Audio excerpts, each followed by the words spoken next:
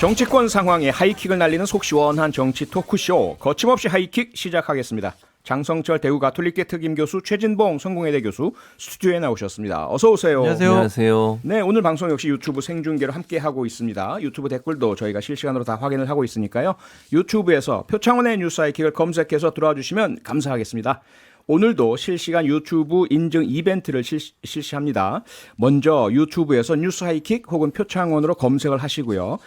뉴스 하이킥 실시간 유튜브 생방송을 보시면요. 밑에 클립이 있습니다. 이것을 사진으로 찍으셔가지고요. 문자번호 샵 8001번으로 보내주시면 응모가 완료됩니다. 사진 전송은 100원의 정보 이용료가 있습니다. 오늘도 당첨자를 추첨해서 피자 쿠폰 보내드릴 거고요. 오늘 저녁 7시 35분 생방송에서 당첨자 발표해 드리겠습니다. 몇 분 보내요? 한 분. 매일 한 분씩. 한 분이에요? 네, 도전하세요. 장성철 네, 교수님도. 알겠습니다. 네. 첫 번째 주제, 그럼 먼저 준비된 내용부터 들어보겠습니다. 윤석열 대통령과 김건희 여사는 주말인 어제 오후 영화관을 찾았습니다. 저도 시민들과 늘 함께 어울려서 대통령으로서가 아니라 한 시민의 모습을 저도 좀 가져야 되지 않겠습니까? 보고를 받았다는 윤 대통령은 영화 보며 팝콘 먹는 데이트나 즐겼다고 하니 안보 걱정도 군 통수권자보다 우리 국민들이 더 해야 하는 이 상황이 과연 정상입니까?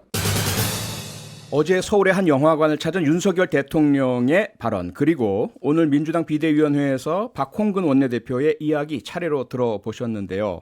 북한이 도발을 하는데 대통령이 영화관에 가는 게 맞느냐, 이런 논란입니다. 장 교수님 어떻게 보십니까?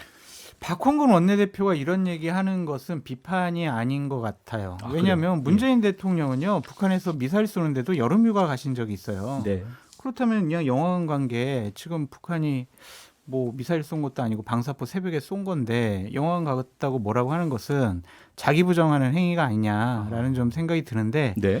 저는 솔직히 좀 시점과 장소는 좀 부적절하지 않나라는 좀 생각이 들어요. 영화 보러 가신 것 자체가. 그러니까 예를 들면은 국민과 시민들과 늘 함께 어울려서라고 하셨잖아요. 네. 근데 사진을 보면은 뒤에 뭐 경호실장 앉아 있고 자리 띄어져 앉아 있고 그 경호법상 어쩔 수 없죠. 네. 네. 그 옆에 자리는 다 비어 있잖아요. 띄어져 있잖아요. 예. 그게 시민들과 함께 어울리는 모습은 아니잖아요. 아하.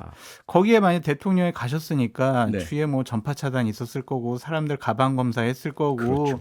그 영화관 안에 몇 명이나 또 들어갔겠습니까? 시민들이 몇 명이나. 맞아요.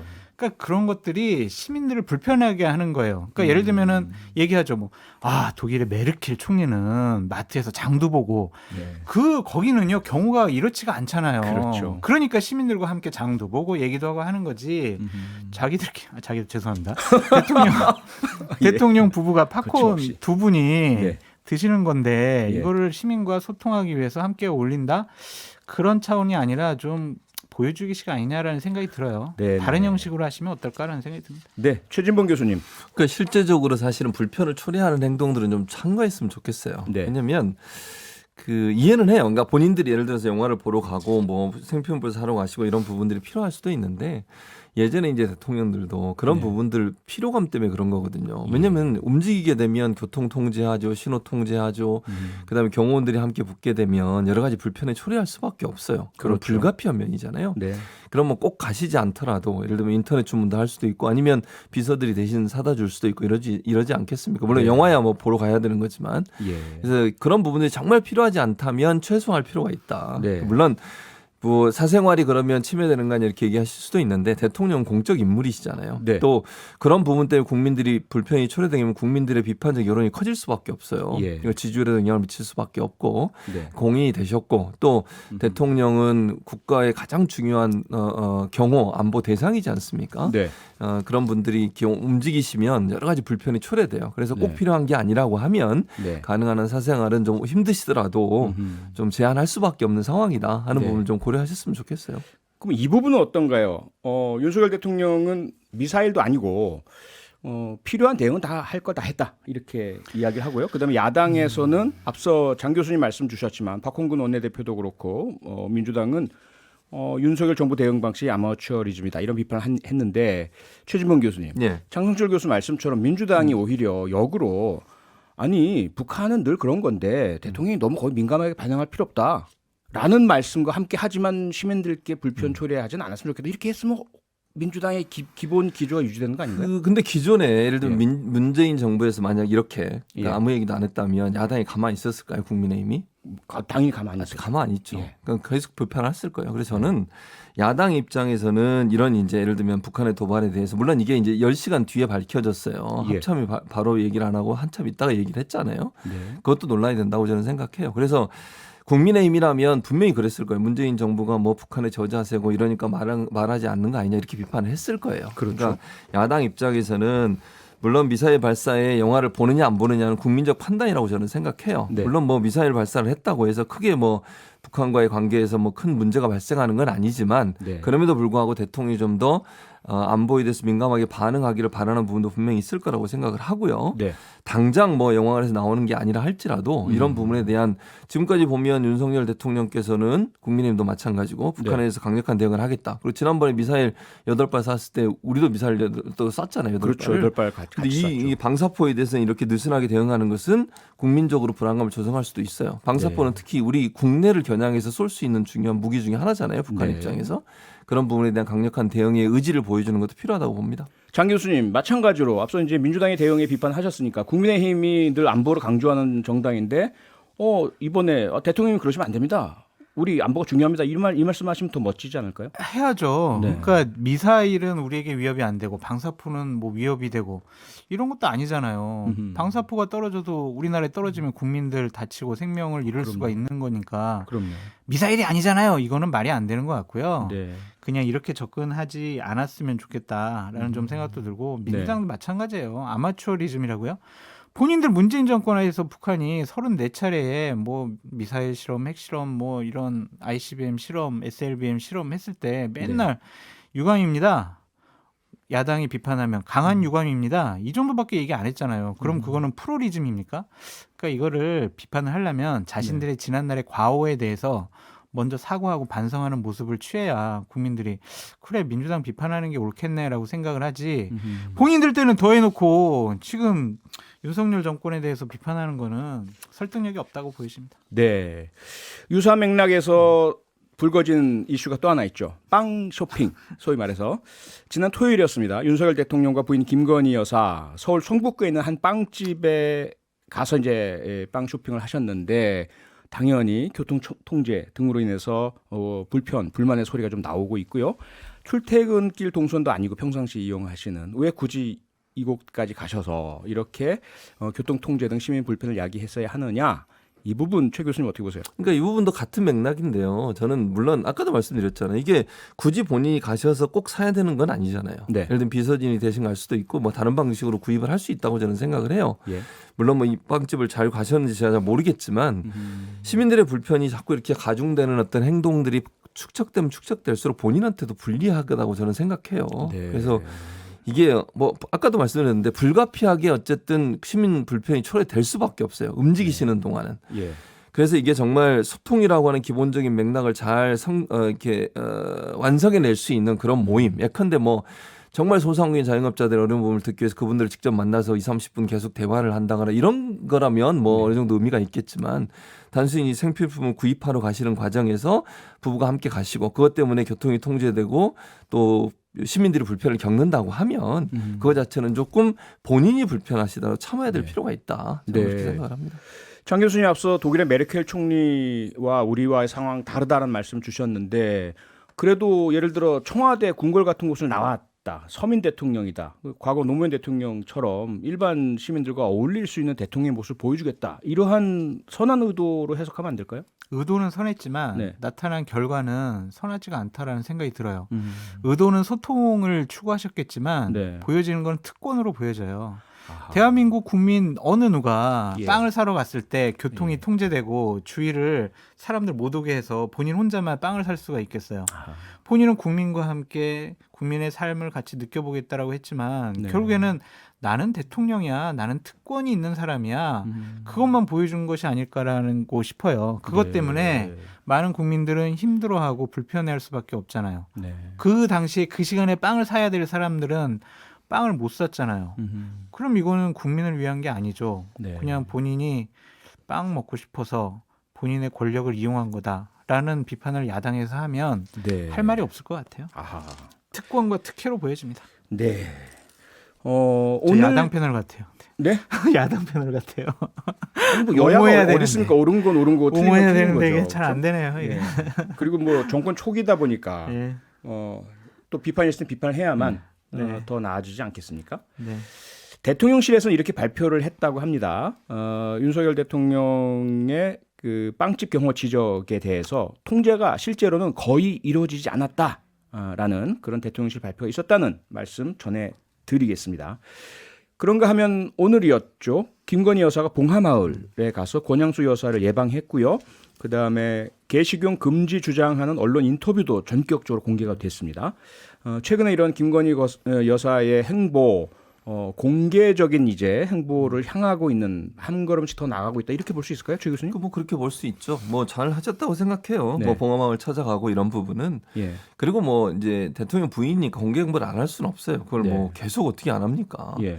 대통령 부인으로서 역할을 해야 되고 또 대통령이 직접 갈 수 없는 곳을 대신 가서 대신 역할도 해야 되고요. 그런 네. 차원이라고 하면 저는 뭐 계속 공개 홍보를 할 수밖에 없는 상황이고 해야 된다고 보여지고 다만 공식적 라인에서 이루어졌으면 좋겠어요. 지금 논란이 되고 있는 게 이제 사적인 영역 예를 들면 팬카페나 이런 부분을 통해 사진이 공개되고 이런 부분에 대한 우려가 있지 않습니까? 네, 네. 그게 사진만 공개되고 있는데 그게 네. 자꾸 확대되면 확대될수록 공적 영역이 아닌 다른 영역으로 연관될 수 있는 위험성이 있어요. 그거는 정말 저는 부적절하다고 생각합니다. 네, 그래서 네.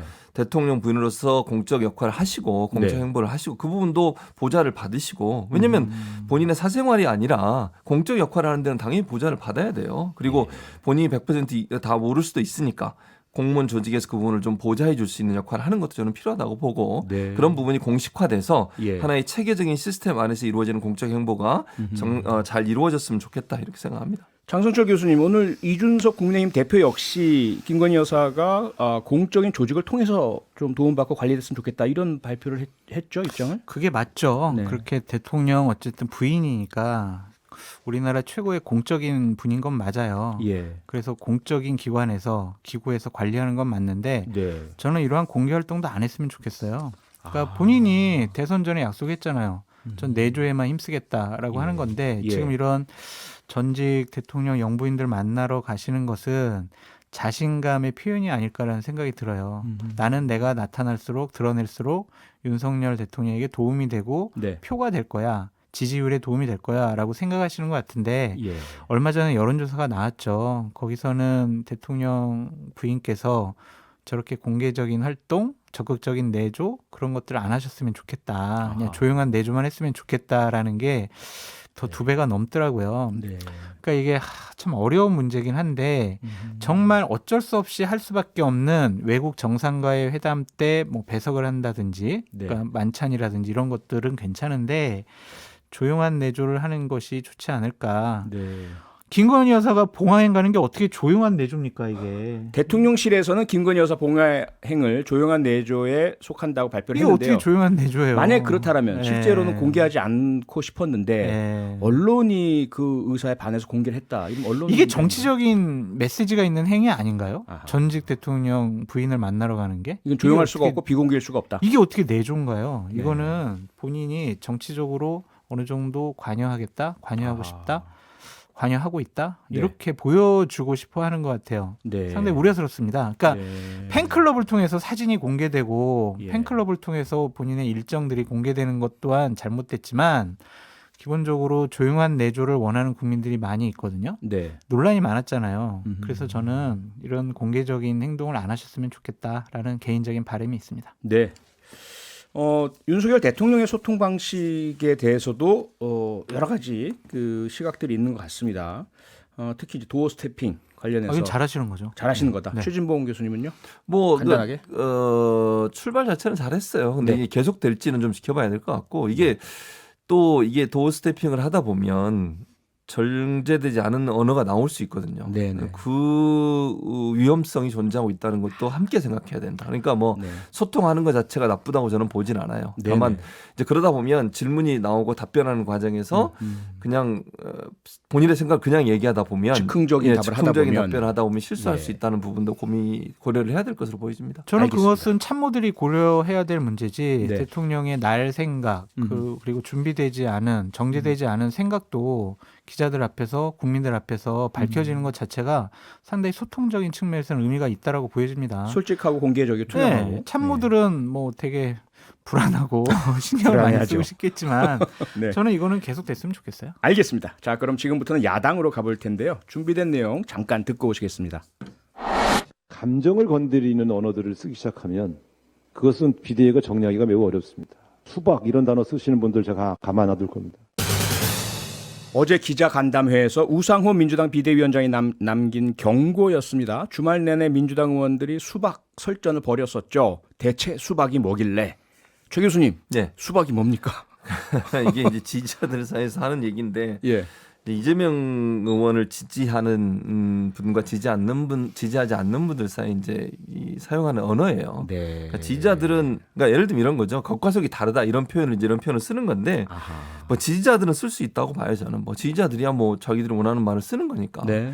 근데 국회의원들이 이런 표현을 쓰는 건 저는 부적절하다고 생각합니다. 그게 그러니까 뭐 비판할 수 있고 자기와 예. 생각이 다른 의원에 대해서 문제를 제기할 수는 있지만 네. 이런 자극적인 언어잖아요. 또 듣는 사람 입장에서 기분이 안 좋을 수 있는 거고. 그러니까 그 의미가 겉에는 파랗고 안에는 빨갛고 그렇죠. 겉에만 그런 민주당이고 의미죠. 안에는 국민의힘이다 이런 의미. 국민의힘이라고까지는 의미가 아니지만 그것까지는 그러니까 아닙니까? 이제 예. 당원들의 생각과 다르다 뭐 이런 표현인 것 같아요. 예. 근데 예. 저는 뭐 별로 그렇게 동의하지 않습니다. 그러니까 이런 표현을 쓰는 것 자체가 저는 부적절하다고 생각해요. 네. 같은 의원들끼리 뭐 비판할 수 있잖아요. 서로 네. 생각이 다르면. 그러나 그것이 결국은 어떤 그 특정한 언어, 특히 이렇게 뭐 완전히 속과 거기 다른 사람처럼 비유되고 표현되는 표현을 쓰는 것 자체가 저는 문제라고 생각하기 때문에 네네. 저는 우상호 비대위원장이 잘 얘기했다고 생각해요. 이런 네. 표현 쓰지 않도록 해야 된다고 봅니다. 장 교수님, 네. 최 교수님 지금 우상호 비대위원장이 잘 말씀하셨다고 하셨는데 비대위원장이 수박 쓰지 말자라고 하면 문제가 해결될까요? 안 될 것 같아요. 그래요? 그러니까 우상호 비대위원장이 권한과 권위가 없어요. 아하. 그냥 만약 국회의원들이 계속 수박이라는 단어를 쓰면은 징계를 어떻게 할 건데요? 의원직 박탈? 제명? 아니면 당원권 정지? 못 하잖아요. 예. 그냥 구두 경고 아니겠습니까? 하지 마시라니까요. 이거밖에 없잖아요. 네. 그러면 그 말을 의원들이 따라야 되는데 예. 네가 뭔데? 어? 아니 당신이야말로 지난번 대선 때 총괄 선대 본부장으로서 선거 패배 책임 있는 사람이 아니야? 그리고 586 용퇴하라고 했는데 지금 다시 나와가지고 비대위원장 하는 게 맞아? 당신을 인정할 수가 없어. 네. 라고 생각하는 의원들도 많을 거란 말이에요. 그래서 저는 그냥 구두선에 그칠 것 같아요. 그러니까 본인은 네. 징계하고 싶어 하고 쓰지 말라면 말 들어야 돼라고 뭐 판단을 하겠지만 그렇게 큰 권위 있는 말이 아닐 것 같아서 실권이 없으니까 2개월밖에 안 되고. 네. 최 교수님, 네. 지지자들이 그런 말 쓸 수 있지만 국회의원들은 안 써야 할 것 같다라고 말씀 주셨는데 국회의원들, 이 정치인들이 아무 의미 없이 그렇게 하진 않을 것 같고요. 그러면 결국은 이거는 차기 전당대회 혹은 그 넘어 총선 공천을 겨냥한 어떤 개파 간의 갈등으로 볼 여지가 많다 이렇게 볼 수 있습니까? 아, 맞는 말씀이에요. 예. 개파 갈등이죠, 사실은. 네. 그러니까 서로 상대 개파에 대해 공격적인 생각을 보인다고 생각이 들어요. 그러니까 네. 이런 부분들이 결국은 개파 갈등을 노출하는 것이고 민주당 내 분열을 만들어내는 거라고 저는 보이지거든요. 특히 이제 전당대회 앞두고서 누가 당대표가 되느냐가 중요한 상황이 됐잖아요. 그분 이제 공천권을 행사하게 되니까 뭐 개파들 입장에서는 자기 개파가 내세운 사람이 당대표가 돼야 되는 상황이고 그러다 보니까 결국 이제 이런 그 거친 말들이 오가는 것인데 네. 저는 뭐 그렇게 좋아 보이지 않습니다. 어쨌든 개파 간의 네네. 갈등을 통해서 이런 것들이 노출되는 것이고 민주당이 국민적 지지를 얻어야 되는 것인데 지금 상황에서 그러지 못하는 상황이 되는 것이고 예. 개파 갈등이 자꾸 노출이 되면 사실은 민주당이 그렇지 않아도 지금 우왕좌왕하고 있는 상황 아니겠습니까? 이런 부분들이 국민들한테 더 안 좋은 모습을 비칠 수 있어요. 그래서 네. 뭐 전당대회가 잘 치러져야 된다고 저는 보고 개인적으로. 그리고 당대표가 정말 당심 그리고 민심이 잘 반영돼서 좋은 분이 선출이 돼서 네. 그분을 중심으로 이제 하나가 돼야 되는 상황인데 이렇게 계속 싸우다 보면 당대표가 누가 되든 또 갈등이 드러날 수 있는 요소가 되거든요. 네. 그래서 이런 부분들은 좀 자제할 필요가 있다. 개인적 이익보다는 당 전체에 대한 이익에 대한 생각을 좀 더 깊이 하셔야 된다고 생각합니다. 네. 장선철 교수님 같은 생각이신지 왜냐하면 일부에서는 정당의 개파란 없을 수가 없다. 그리고 개파 간의 갈등 이건 정치의 일부분이다. 이렇게 말씀하시는 분들도 계시더라고요. 당연히 개파 싸움이 일어날 수밖에 없고요. 네. 왜냐하면은 이번에 당 대표가 2024년 총선 공천권을 갖게 되기 때문에 그렇죠. 의원들은요 자기 생명과 관련되어 있단 말이에요. 네. 그러니까 내가 반대하는, 내가 따르지 않는 개파의 수장이 당 대표가 되면 나는 공천을 안 줄 거야. 그럼 나는 정치 생명이 끝나네. 예. 그러면은 당연히 공격할 수밖에 없잖아요. 예. 그래서 이재명 의원이 당대표에 출마하는 한 이 개파 싸움은 정말 계속 에스컬레이터 될 거예요. 점점 점층법으로 높아질 수밖에 없습니다. 죽기 살기로 싸울 수밖에 없어요. 저 사람이 안 돼야 내가 공천받으니까. 그러니까 이거를 문제를 풀 수 있는 방법은 단 하나예요. 이재명 의원이 저 이번에 전당대회 안 나가겠습니다. 당대표 안 나가고요. 네. 저 정말 백의종군 하면서 민주당과 진보 진영을 살리겠습니다. 예. 그렇게 선언하지 않는 한 이 개파 싸움은 더욱더 혼란스럽고 갈등이 고조가 될 수밖에 없다라고 말씀드려요. 네, 장선주 교수님만이 아닙니다. 특히 더불어민주당의 이광재 의원이 당대표 후보군으로 거론되는 이재명, 전해철, 홍영표 의원이 단체로 불출마 선언을 하고 7080 세대에게 기회를 줘야 한다. 최 교수님도 동의하십니까? 저는 뭐 동의는 안 해요. 이 그러세요? 말에는. 왜냐하면 이게 저는 이렇게 생각합니다. 이분 이제 물론 의도는 좋아요. 그러니까 새로운 인물 또 젊은 세대들이 들어와서 하면 좋겠다. 저도 뭐 그 부분엔 전체적으로 동의를 하고요. 네. 다만 지금의 당 상황이 과연 그런 인물들이 와서 당을 잘 추스리고 갈 수 있는 상황이냐는 거죠. 저는 위기라고 보거든요. 예. 그러니까 민주당 강력한 리더십 그리고 그 민심과 그다음에 당심을 어느 정도 등에 지지 않으면 네. 당을 이끌어가기가 어려워요. 지금 상황에서는. 그리고 총선에서 진다고 생각하면 어느 의원들이 그 사람을 지지하고 믿고 따르겠습니까? 아하. 총선의 승리를 보장할 수 있을 정도의 리더십을 갖고 있어야 된다고 저는 보거든요. 네네. 그렇기 때문에 물론 지금 이제 거론된 분들이 여러 가지 논란도 있고 얘기도 있고 뭐 얘기가 나오고 있지만 네. 그거보다 가장 중요한 것은 지금의 이 우왕좌왕하는 민주당을 하나로 묶어서 끌고 갈 수 있는 리더십, 강력한 리더십을 갖는 사람이 대표가 돼야 돼요. 네. 그거는 불가피한 상황이고요. 네. 그리고 나서 그분이 쇄신을 해야 되는 거죠. 그분 혹시 이재명 의원을 지칭하시는 뭐 저는 특별한 누구를 지칭하는 건 그건 아니고, 아니고. 그런 능력을 갖는 사람이 돼야 된다고 생각을 합니다. 최 교수님의 저러한 논리가 네. 작년에 이준석 대표가 당대표 됐을 때 국민의힘의 전통적인 기득권 세력들이 했던 얘기랑 똑같아요. 내가 당에 오래 있었고 예. 나를 따르는 의원들이 있고 당원들이 나를 지지하니까 내가 리더십을 갖고 대선을 치러야 돼. 네. 그러기 위해서는 내가 돼야 돼. 뭐 영선에 정치 경험이 일천한 사람이 당대표 되면은 대선을 치를 수가 없어라고 얘기를 했거든요. 네네. 근데 국민의힘 봐보세요. 작년에 이준석이라는 사람을 당대표로 딱 선정을 해놓으니까 예. 20, 30대가 눈길을 돌리기 시작을 했고 대선 때 지방선거 때 지지하기 시작을 했잖아요. 예. 투표를 통해서 찍기 시작을 했단 말이에요. 만약에 그때 주호영이나 나경원 의원이 당대표가 됐으면은요, 20, 30대 눈길 안 돌렸을 겁니다. 그러니까 이번에도 민주당도 과거에 국민의힘이 성공했던 그 방정식을 따를 필요가 있어요. 근데 저는 못할 것 같아요. 왜냐? 얼마 전에 공동 비대위원장이었던 박지원 예. 비대위원장을 지금 완전히 내팽겨쳐 놓고 아무런 일이 없었다는 것처럼 하는 행위를 보고 야, 저 당은 안 되겠다. 앞으로도 계속 86 세력들이 자신의 기득권을 계속 유지하려고 할 거다. 네. 그것의 대리인으로서 이재명 의원을 삼을 것 같다. 그래서 자신들의 기득권 계속 유지해서 네. 24년도에 공천권을 획득하는 것, 그것이 목적이지 당과 진보 진영을 살리는데 자신들의 기득권을 내려놓을 생각이 없는 집단이다라는 네. 생각이 들었습니다. 최 교수님, 민주당 새로운 인물로 새롭게 혁신하고 국민적 지지를 받는 반등을 해야 된다. 이 부분 필요하지 않다고 보세요? 저는 지금 상황에서는 안 된다고 봐요. 안 됩니까? 필요하지만 그럴 수 없다. 그렇죠. 지금의 예. 당 상황이 그럴 수 있는 상황이 아니라고 생각을 아까도 말씀드렸지만 기본적으로 강력한 리더십을 통해서 당을 다시 추스리고 아하. 그리고 나서 쇄신해야 된다고 봐요. 근데 알겠습니다. 지금 만약 그런 분이 오시게 되면 개파 네. 싸움이 더 깊어지고요. 그렇게 네. 되면 흔들려 가지고 그분이 과연 잘 이끌어 나갈지 의심이 되는 그런 상황이라고 보여집니다. 네, 마지막으로 짧게 연관해서 불거진 논란 중에 하나가 철험회 해산 여부입니다. 이원욱 의원이 철험회 해산해야 된다. 김남국 의원 아니다. 어떻게 보세요, 장관? 아유, 이거 해산하세요. 당내 모임은요, 분란의 불씨입니다. 네. 국민의힘 민들레 해산하시고요. 예. 민주당 철험회 해산하세요. 그래서 당이, 당원들, 그리고 의원들이 힘을 합쳐야지 왜 자기들이 개파를 만듭니까? 개파 싸움하면 당은 망할 수밖에 없다라고 말씀드립니다. 최 교수님. 예.